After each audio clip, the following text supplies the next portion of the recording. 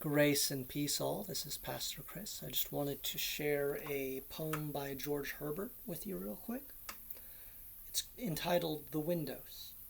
Lord, how can man preach thy eternal word?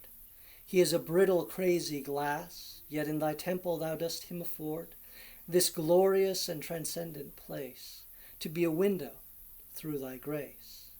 But when thou dost annul in glass thy story, make thy life to shine within the holy preachers, then the light and glory more revered grows and more doth win, which else shows waterish, bleak, and thin. Doctrine and life, colors and light in one, when they combine and mingle bring a strong regard in all, but speech alone doth vanish like a flaring thing, and in the ear, not conscience, ring. So, this is a very poetic way of saying practice what you preach.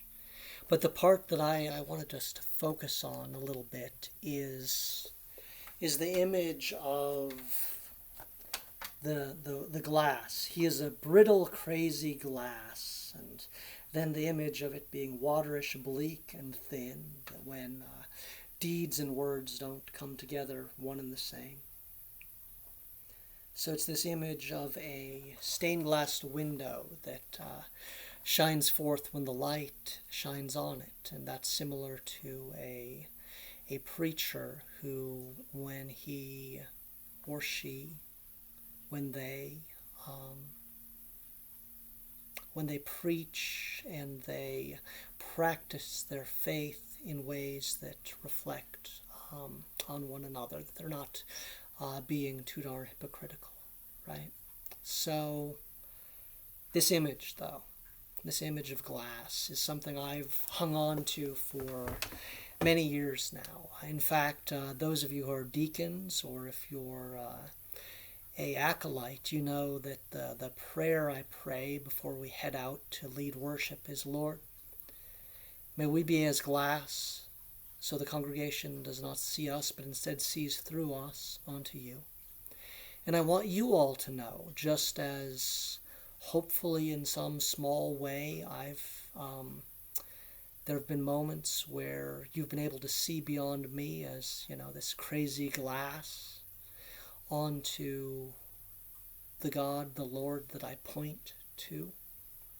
So too, I want you all to know that in a myriad of ways, I have seen God, seen the gospel through all of you, in the many ways that you have let me into your lives, the ways I've got to serve St. Stephen as pastor, these, deep and meaningful relationships, these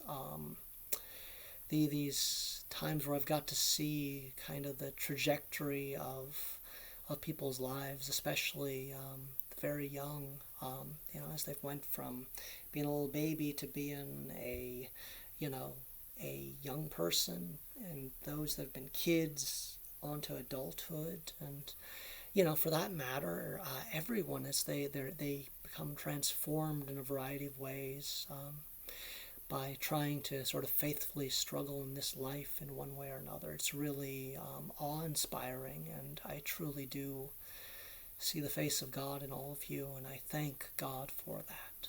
So I just want you all to know how meaningful these 9 years have been, and how profoundly grateful I am for that.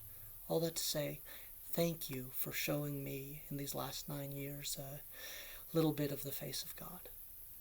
Amen.